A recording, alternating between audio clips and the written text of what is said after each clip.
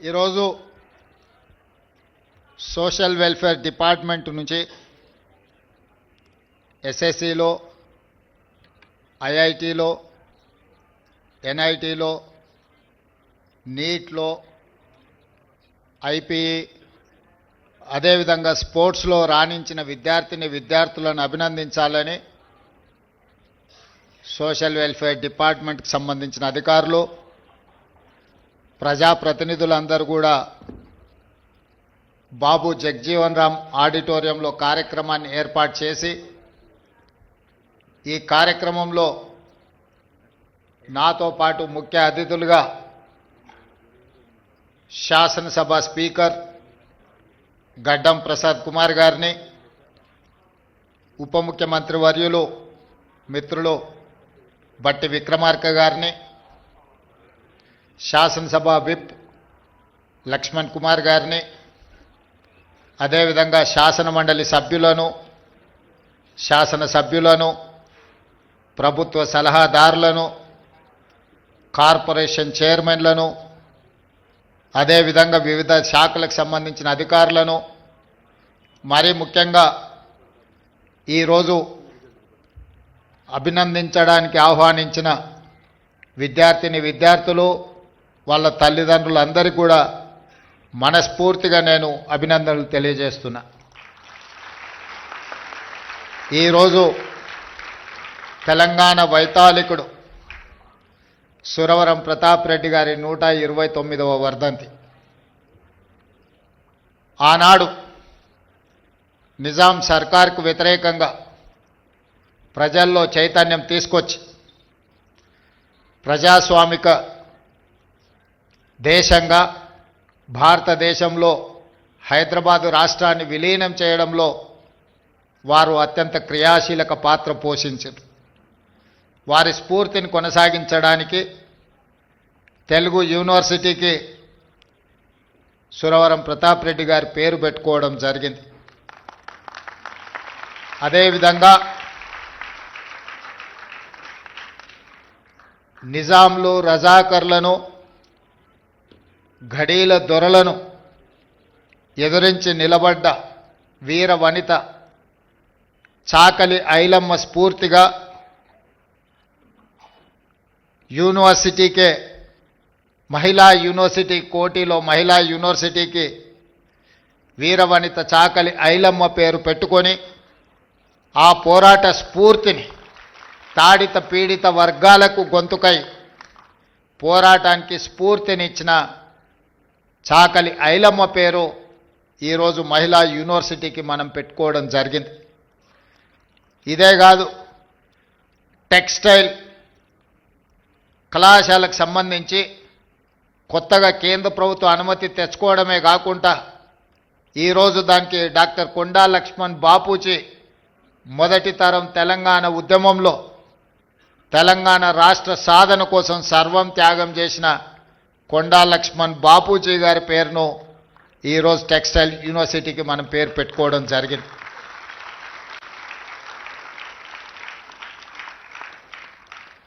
ఈరోజు ఈ అంశాలన్నింటిని కూడా మీ ముందు ప్రస్తావించడానికి ప్రధానమైన కారణం సమాజంలో రుగ్మతలను తొలగించి, అసమానతలను తొలగించి సమాజాన్ని నిర్మించాలనుకుని ప్రజల కోసం పాటుపడ్డ వాళ్ళు చరిత్రలో శాశ్వతంగా నిలిచిపోతారు. వాళ్ళ స్ఫూర్తితోని ఈ ప్రభుత్వం ఇందిరమ్మ రాజ్యం ఏర్పడ్డది. ఈనాడు ఈ వేదిక మీద మిత్రులు బట్టి విక్రమార్క గారు కావచ్చు, గడ్డం ప్రసాద్ కుమార్ గారు కావచ్చు, లేకపోతే డాక్టర్ కావ్య కావచ్చు, వంశీ కావచ్చు, డాక్టర్ లక్ష్మీకాంతరావు కావచ్చు, డాక్టర్ కవ్వంపల్లి సత్యనారాయణ కావచ్చు, లేకపోతే నాగరాజ్ ఐపీఎస్ కావచ్చు, వీళ్ళందరూ వేదిక మీద ప్రజాప్రతినిధులుగా చట్టసభలకు ప్రాతినిధ్యం వహించడమే కాకుండా వీళ్ళందరికీ కన్వీనర్గా పనిచేస్తున్న డాక్టర్ మల్లు రవి గారు కావచ్చు, వీళ్ళందరి జీవితంలో ఎందుకు రాణించిండ్రు?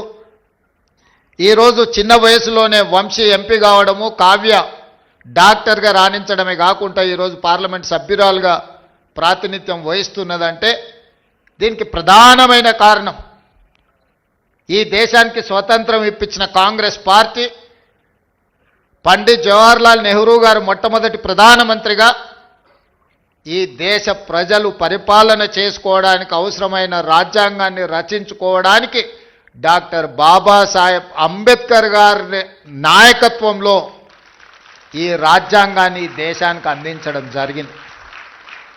డాక్టర్ బాబాసాహెబ్ అందించిన రాజ్యాంగం, ఆ స్ఫూర్తి ఈనాడు కాంగ్రెస్ పార్టీ ఎస్సీ ఎస్టీ రిజర్వేషన్లు అందించడం ద్వారా సమాజంలో అణిచివేతకు గురైతున్న వీళ్లను, పాలితులుగా ఉన్న దళితులను, గిరిజనులను పాలకులుగా తయారు చేసి పాలసీలను ఈ దేశానికి అందించే అవకాశం కాంగ్రెస్ పార్టీ ఇచ్చింది.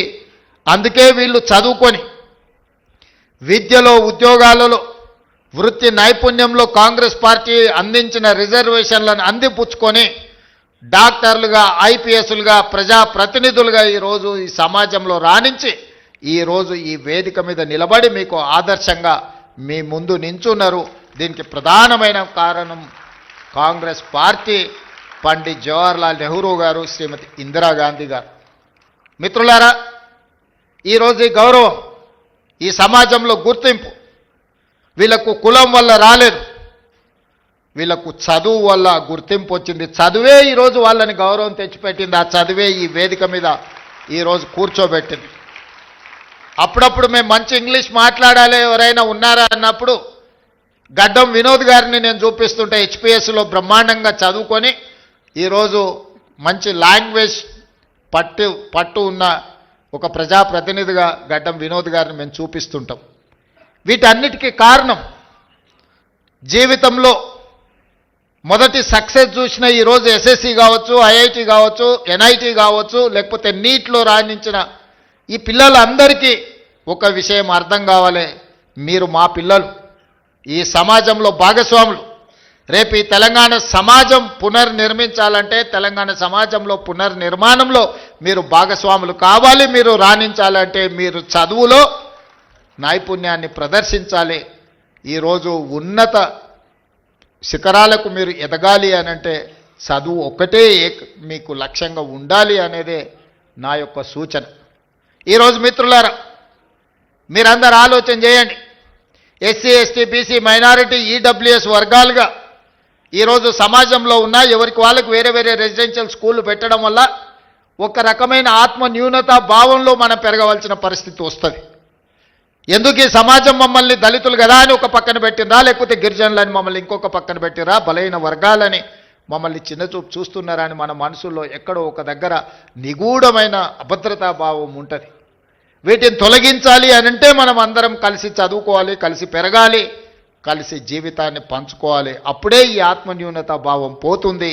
ఈ సమాజ నిర్మాణంలో మీరు భాగస్వాములు అవుతారు అని ఆలోచన చేసి ఈరోజు రాష్ట్ర ప్రభుత్వం young India integrated residential schools అనే ఒక విధానాన్ని తీసుకొచ్చి ఈ దేశానికి ఆదర్శంగా ఉండే విధంగా 25 ఎకరాలలో ఒక కార్పొరేట్ కాలేజీలతో పోటీ పడే విధంగా ఈచ్ స్కూల్కి 200 కోట్ల రూపాయలు కేటాయించి ఈరోజు మీకు ఒక ఇంటర్నేషనల్ స్టాండర్డ్స్ ఎడ్యుకేషన్ని, not only infrastructure, educational qualification కూడా, అక్కడ ఉండే క్వాలిటీ కూడా పెంచాలి అని ఒక లక్ష్యంతో ఈరోజు మేము పనిచేస్తున్నాం.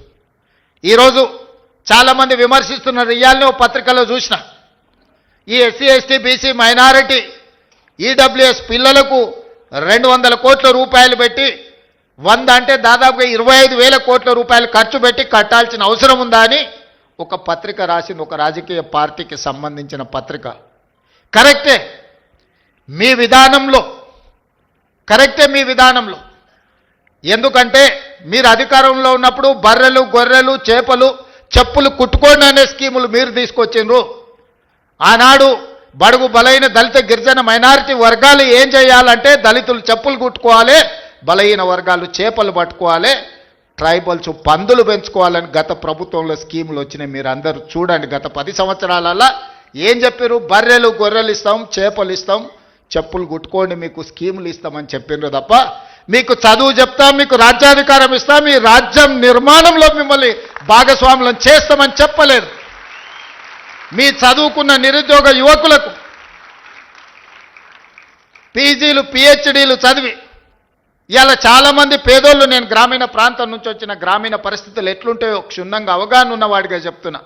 తల్లిదండ్రులు ఉపాధి హామీ కూలికి పోయి ఇళ్లల్లో పాచి పనులు చేసి రూపాయి కూడబెట్టి వాళ్ళ పిల్లల్ని ఉస్మానియా కాకతీయ యూనివర్సిటీలకు పంపించి పీజీలు పిహెచ్డీలు చదివిస్తే మళ్ళీ చదువుకున్న యాదోల పిల్లగాడు ఊరికెళ్ళి గొర్రెలు పెట్టుకోవాలంట, దళితుల పిల్లలు చెప్పులు కుట్టుకోవాలంటే దీనికోసం ఆ తల్లిదండ్రులు కష్టపడి పీజీ పిహెచ్డీలు చదివించిందని నేను అడుగుతున్నా.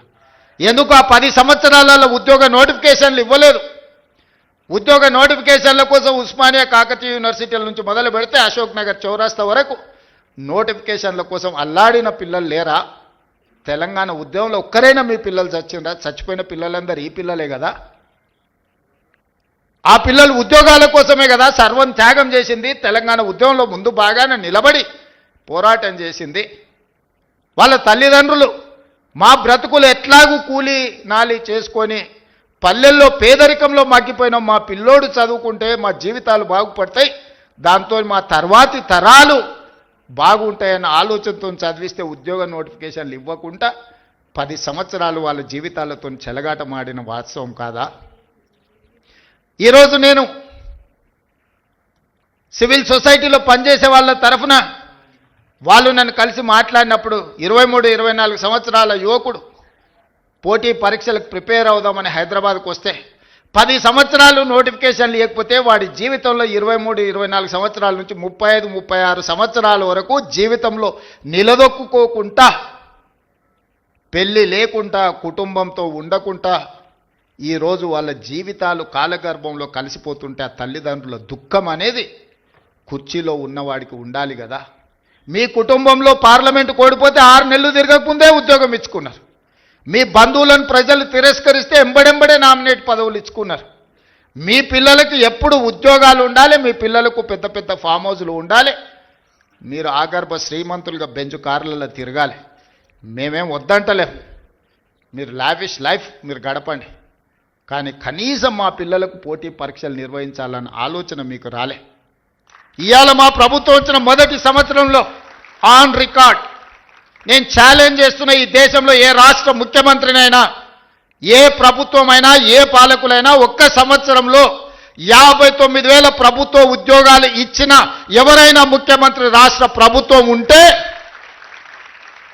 వాళ్ళు విధించే ఏ శిక్షకైనా నేను మా ఉప ముఖ్యమంత్రి గారు సిద్ధంగా ఉన్నాము.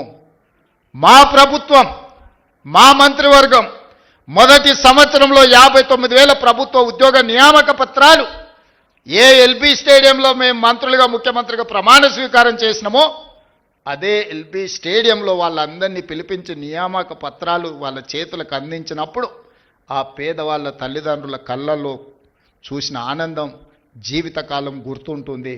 ఎందుకంటే వాళ్ళ పిల్లలు ప్రయోజకులైనప్పుడు ఆ తల్లిదండ్రుల కళ్ళల్లో కనిపించే ఆనందం ఒక గొప్ప అనుభూతి. అది మాటలకు అందదు, మాటలు చెప్పినా సరిపోవు. అట్లా 59,000 మందికి ఎల్బీ స్టేడియంలో మొదటి సంవత్సరంలోనే ప్రభుత్వ ఉద్యోగ నియామకాలు అందించి మాకిచ్చిన అవకాశాన్ని సద్వినియోగం చేసుకునే ప్రయత్నం చేస్తున్నాం. ప్రైవేట్ కార్పొరేట్ కంపెనీల్లో కూడా దాదాపుగా ఈ సంవత్సరన్నరలో 1,00,000 ఉద్యోగాలు లెక్కగట్టి ఈరోజు పెట్టుబడులు తెచ్చి మన చదువుకున్న పిల్లలకు ఉద్యోగాలు అందించినాం. కానీ ఇవి సరిపోవు, నాకు స్పష్టంగా తెలుసు. దాదాపుగా పబ్లిక్ సర్వీస్ కమిషన్ నమోదు చేయించుకుంటే నిరుద్యోగులు పట్టభద్రుల పైన చదువుకున్న వాళ్ళు 20 లక్షల మంది దాకా ఉన్నారు. వీళ్ళందరికీ ప్రభుత్వంలో ఉద్యోగ అవకాశాలు వస్తాయంటే రావచ్చు, రాకపోవచ్చు. కానీ ప్రభుత్వం పెట్టవలసిన పోటీ పరీక్షలు పెట్టి ఫలితాలను ప్రకటిస్తే వాళ్ళు జీవితంలో ఇంకో ఓపి ప్రయాణం చేస్తారు. పరీక్షలు పెట్టకుంటుంటే ఆ పరీక్షల కోసమే 10 సంవత్సరాలు అశోక్ నగర్లను, అమీర్పేట్ చౌరస్తాలను, దిల్సుఖ్ నగర్లను కోచింగ్ సెంటర్ల చుట్టూ తిరుక్కుంటూ యుక్త వయసు మొత్తం కాలగర్భంలో కలిసిపేసిన తర్వాత వాళ్ళు ఎందుకు ఉపయోగపడతారు? అందుకే పోటీ పరీక్షలు ఎంబడెంబడే పెడితే గత 10 సంవత్సరాలలో పరీక్షలు పెట్టట్లేదని రోడ్ల మీద ధర్నాలు చేసిన నిరుద్యోగ యువకులు ఇంత మీద పరీక్షలు పెడితే ఎట్లా కొంత వాయిదా వేయండి అని ధర్నాలు చేసిన చరిత్ర ఎప్పుడైనా ఉందా? మొదటిసారి మన ప్రభుత్వంలో మొదటి సంవత్సరంలోనే ఆ సిచ్యువేషన్ చూసినాం. నా బాధ, నా ఆవేదన ఒక్కటే, నా ఆలోచన ఒక్కటే, పరీక్షలు వాయిదాలు పెట్టినా కొద్దిగా ఆ పిల్లలు ఇంకో పని చేసుకోరు, ఇంకొక దానికి ప్రిపేర్ అవ్వరు. 65 రోజుల్లో 11,000 మంది టీచర్ల నియామకాలు చేపడితే 3 లక్షల మంది పరీక్షలు రాసింది. ఉద్యోగాలు ఇచ్చింది 11,000 మంది. మరి దాదాపుగా 2,89,000 మంది ప్రత్యామ్నాయం ఎత్తుకుంటారు. పరీక్ష అయిపోయి ఫలితాలు వస్తే ఇక మాకు ప్రభుత్వ టీచర్ ఉద్యోగానికి అవకాశం లేదు, మేము జీవితంలో ఇంకో ప్రయత్నం చేసుకోవాలి, ఇంకో పని చేసుకోవాలని ఆ దిశగా వాళ్ళు ఆలోచన చేసుకునే అవకాశం ఉంటుంది. ఈ రకంగా గ్రూప్ 1 పరీక్షలు 563 కంబైన్డ్ స్టేట్లో కూడా అన్ని ఉద్యోగాలు ఎప్పుడు ఇవ్వలే. ఆనాడు గ్రూప్ 1 పరీక్షలు మీకు తెలుసు, గత ప్రభుత్వం పరీక్షలు పెడతామని చెప్పి పెట్టి ప్రశ్న పత్రాలు జిరాక్స్ సెంటర్లలో పల్లి బఠానీలలాగా అమ్మి వాళ్ళకు కావాల్సిన వాళ్ళను పరీక్షలలో పాస్ చేసుకున్న పరిస్థితి వస్తే పట్టుకొచ్చి లోపలేసి రద్దు చేసి కొత్త పరీక్షలు పెట్టినాం. దాదాపు 5 లక్షల మంది ఈరోజు ఆ పరీక్షలకు ప్రిపేర్ అయినారు. నియామక పత్రాలు అందించేటప్పుడు వండుకున్న వంట నోట్లో పెట్టుకునే సందర్భంలో ఈరోజు కింద పడేసి పొలిటికల్ లిటిగేషన్స్ ఈరోజు కోర్టులు వేసి నియామక పత్రాలు అందకుండా ఆపినరు. ఇది ఒక ఆవేదన. ఎందుకంటే సమాజానికి మంచి చేద్దాం అనుకున్నప్పుడు కొంతమంది ఇట్లాంటి వాళ్ళు ఉంటారు. ఇవాళ group 1, group 2, group 3, group 4 exams పారదర్శకంగా నిర్వహించడమే కాకుండా ఫలితాలను ప్రకటించి నియామక పత్రాలు అందించి తెలంగాణ రాష్ట్ర ప్రభుత్వం తన బాధ్యతను నెరవేర్చాలనుకుంటుంటే ఈరోజు గ్రూప్ 1లో 563 మంది స్టేట్ లెవెల్ ఆఫీసర్స్ని ఈరోజు 89% ఎస్సీ ఎస్టీ బీసీ మైనారిటీలు సెలెక్ట్ అయినారు. అందులో 89% గ్రూప్ 1 పరీక్షల్లో దాదాపుగా ఎస్సీ ఎస్టీ బీసీ మైనారిటీలు ఈడబ్ల్యూఎస్ వాళ్ళు ఈరోజు సెలెక్ట్ అయినారు. ఇవాళ నోటి కాడికొచ్చిన ముద్దను ఎవడో కింద పడేసి మట్టి పాలు చేస్తే ఆ తల్లిదండ్రుల దుఃఖం ఎట్లుంటుందో ఒకసారి ఆలోచన చేయండి. ఇవాళ 563 మంది గురించి నేను మాట్లాడతలేదు. పరీక్షలు రాసిన వాళ్ళు ప్రత్యామ్నాయంగా ఏదైనా ఎత్తుకుందామనే సందర్భంలో ఈ ఉన్న పరీక్షల ఫలితాలను వాయిదా పెట్టడంతో వాళ్ళకు మళ్ళీ ఒక ఆశ, ఏమన్నా మళ్ళీ పరీక్షలు వస్తాయో, ఇది రద్దు అవుతాయో, మళ్ళీ చదవాలేం, మళ్ళీ చదవాలంటే ఇప్పుడు నేను ఎక్కడికో పోతే మళ్ళీ వెనకొచ్చి చదువుకోవాలన్నా లేదా. త్రిశంకు స్వర్గంలో ఈరోజు మళ్ళీ 5 లక్షల మంది నిరుద్యోగ యువకులను గతంలో 10 సంవత్సరాలు పరీక్షను నిర్వహించని పార్టీలు ఈరోజు ఈ కేసులు వేసి ఈ విద్యార్థులను ఇరుక్కున పెడుతున్నాయి. 2011 తర్వాత గ్రూప్ 1 పరీక్షలే నిర్వహించలేదు. 15 సంవత్సరాలైంది గ్రూప్ 1లో. ఆ ఏళ్ళ గ్రూప్ 1 రాద్దాం అనుకున్నోడు ఇవాళ 15 ఏళ్ళ వరకు పరీక్షలు పెట్టలేదంటే వాళ్ళ వయసు ఎంత ఉంటుందో మీరు ఒకసారి ఆలోచన చేయండి. ఇదొక సోషల్ ఇష్యూ కింద మారుతున్నది, సామాజిక సమస్య కింద మారుతున్నది. ఇట్లాంటి వాళ్ళను మీరు విద్యార్థులు అందరూ నిశ్చితంగా గమనించాలి. ఇలాంటి వాళ్ళను ఎక్కడైనా ఎదురుపడితే అడగాలి, ఎందుకయ్యా మా ఉద్యోగాలకు అడ్డం పడుతున్నారు? ఎవరైనా వాళ్ళ ఎన్నికలు ఒక 6 నెలలు ఆగుతారా? వాళ్ళ ఇంట్లో ఓడిపోతే 6 నెలలు కూడా ఒక్కరికి కూడా ఆపకుండా ఉద్యోగాలు ఎంబడెంబడే ఇచ్చారు. కానీ మన పిల్లల ఉద్యోగాలకు వచ్చేటప్పటికి వాళ్ళకు ప్రతిదీ రాజకీయమే. అందుకే ఈరోజు మన పిల్లల్ని ప్రోత్సహించాలి, వాళ్ళని అభినందించాలి, స్వయంగా వాళ్ళని కలవాలి. ఇక్కడున్న అందరు నేను అడుగుతున్న, తెలంగాణ వచ్చిన 10 సంవత్సరాలలో ఎప్పుడన్నా ముఖ్యమంత్రిని కలిసిరా? మీరు కలిసిరా? ఎవరైనా కలిసిన వాళ్ళు ఎవరైనా ఉంటే చేయొద్దండి. కానీ నేను మిమ్మల్ని రెగ్యులర్ కలుస్తూనే ఉన్నా కదా. ఇది తేడా. ప్రజాపాలనకు దొరల పాలనకు. ముఖ్యమంత్రి అంటే ఆకాశంలోకి వెళ్ళి ఊడిపడ్డ పదవి కాదు, అది ప్రజలు ఆశీర్వదించి, ముఖ్యంగా దళితులు, గిరిజనులు, ఆదివాసీలు ఆశీర్వదిస్తే ఈ కుర్చీ వస్తుంది. ఆ కుర్చీ వాళ్ళ కోసం కాకుండా మన కోసం వినియోగించుకోవడం కాదు. అందుకే మీ మధ్యలో ఉండాలి, మీతో ఆలోచనలు పంచుకోవాలి. ఇదే కాదు, సివిల్స్ గతంలో మన దగ్గర ఐఏఎస్లు ఐపీఎస్లు సెలెక్ట్ తక్కువ అయ్యేవాళ్ళు. ఎందుకంటే కోచింగ్కి వెళ్ళాలంటే ఢిల్లీకి వెళ్ళాలనో ఇతర ప్రాంతాలకు వెళ్ళాలన్నట్టుగా ఉండే. మన దగ్గర ఉన్న కోచింగ్ సెంటర్లు లిమిటెడ్. అందుకే బట్టి విక్రమార్క గారితో మాట్లాడి సింగరేణి సంస్థ నుంచి సివిల్స్కు ప్రిలిమ్స్ పాస్ అయినా మెయిన్స్ పాస్ అయినా వాళ్ళ ఫీజుల కోసం ప్రోత్సాహకం అందించాలని రాజీవ్ అభయ హస్తం కింద వాళ్లకు లక్ష రూపాయలు మొదటి విడత, రెండోసారి ₹1,00,000 ఇస్తే ఈరోజు చాలామంది మన గిరిజనులు, మన బీసీల పిల్లలు ఐఏఎస్లు ఐపీఎస్లు క్లియర్ చేసిండ్రు. ఆ పిల్లలు కలవడానికి వచ్చినప్పుడు ఐ ఫెల్ట్ వెరీ హ్యాపీ. ఎందుకంటే అరే మన పిల్లలు సాధించారు, మన రాష్ట్రానికి వచ్చినా రాకపోయినా ఏ రాష్ట్రంలో అయినా ఐఏఎస్లు ఐపీఎస్లుగా వాళ్ళు ఉంటే, కేంద్ర ప్రభుత్వంలో ఉంటే మన రాష్ట్రానికి ఉపయోగం ఉంటుంది. ఇవాళ ఇక్కడికి వచ్చిన పిల్లలందరికీ నా సూచన ఒక్కటే, మీరు జీవితంలో తొలి మెట్టు ఎక్కబోతున్నారు. ఇప్పుడు ఎన్నో అట్రాక్షన్స్ ఉంటాయి, లైఫ్ అంతా కలర్ఫుల్గా కనిపిస్తుంటుంది, రకరకాల ఫ్రెండ్స్ ఉంటారు, అన్ని రకాల వాళ్ళు ఉంటారు.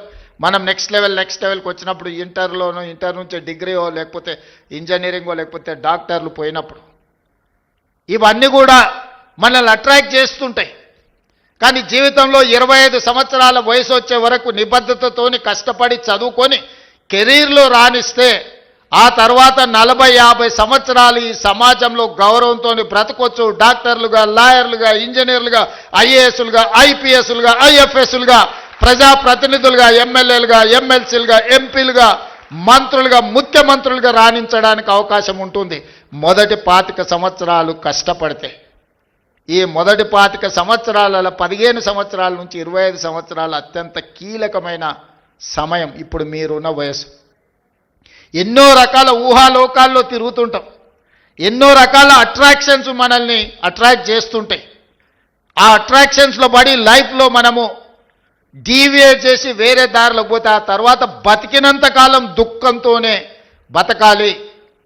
25 ఏళ్ళ లోపల మీరు లైఫ్లో సెటిల్ అయితే, మనం 70-75 సంవత్సరాలు ఒకవేళ బతికినాం అంటే 50 సంవత్సరాల ఆత్మగౌరవంతో సమాజం మనల్ని గొప్పగా గౌరవిస్తూ ఉంటుంది. మనం జీవితంలో రాణించవచ్చు. మన తల్లిదండ్రులు మా పిల్లోడు డాక్టర్ అనో ఇంజనీర్ అనో గర్వంగా గ్రామంలో చెప్పుకుంటే అది ఒక గొప్ప అనుభూతి. కానీ మొదటి 25 సంవత్సరాలు, ముఖ్యంగా 15 ఏళ్ళ నుంచి 25 ఏళ్ళ వయసులో తప్పుదారి పడితే ఆ తర్వాత జీవితాంతం తల్లిదండ్రులు కూడా తలదించుకునే పరిస్థితి, మన కన్న తల్లిదండ్రులకు, మనం పెరిగిన గ్రామానికి కూడా చెడ్డ పేరు వస్తుంది. ఇవాళ ఇక్కడికి వచ్చిన విద్యార్థులకు కష్టపడండి. మీలో టాలెంట్ ఉంది, మీలో సెల్ఫ్ కాన్ఫిడెన్స్ ఉంది. ఇక్కడ ఉన్న వేదిక మీదకి వచ్చిన పిల్లలు చూస్తే మాకు సర్ప్రైజ్, మేము చదువుకుంటాం మాకంత కాన్ఫిడెన్స్ కానీ మాకు అట్లాంటి అవకాశం కానీ ఎప్పుడు రాలే. నేను కూడా మొత్తం గవర్నమెంట్ స్కూళ్ళలోనే చదువుకుంటూ వచ్చిన ఇంటర్మీడియట్ వరకు. మాకెప్పుడు ఇట్లా మంత్రులను, ముఖ్యమంత్రులను కలిసి లేకపోతే మేము మా లైఫ్లో, మా ఎడ్యుకేషన్లో మేము సక్సెస్ చూసినాం అని మమ్మల్ని ఎవరు పిలిచిన వాళ్ళు కానీ, అభినందించిన వాళ్ళు కానీ, షేక్ హ్యాండ్ ఇచ్చిన వాళ్ళు కానీ లేరు. కానీ ఈరోజు మీ సెల్ఫ్ కాన్ఫిడెన్స్ పిల్లల్ని ఒకరొకరిని చూస్తుంటే నాకు నిజంగా చాలా సంతోషం అనిపించింది. మా పిల్లలు ఖచ్చితంగా రాణించగలుగుతారు.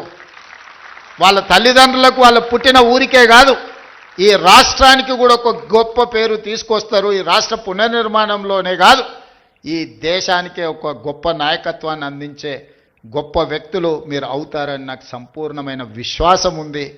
ఇవాళ ప్రభుత్వ పాఠశాలలో 29,533 ప్రభుత్వ పాఠశాలలు ఉన్నాయి. అందులో మనకు 26,41,536 మంది విద్యార్థులు చదువుకుంటారు. కానీ ప్రైవేట్లో 11,217 స్కూళ్ళు ఉంటే 36,87,752 మంది స్టూడెంట్స్ ఉన్నారు. మరి నేను ఒకటే అడుగుతున్నా ఈ వేదిక మీద నుంచి మా సిబ్బందిని కానీ, ప్రజాప్రతినిధులు కానీ, ఇక్కడికి వచ్చిన విద్యార్థులు, ప్రైవేట్లో 11,000 స్కూళ్ళల్లో 36 లక్షల మంది చదివితే గవర్నమెంట్లో 26,000 స్కూళ్ళల్లో 24 లక్షల మంది చదువుకుంటున్నారు.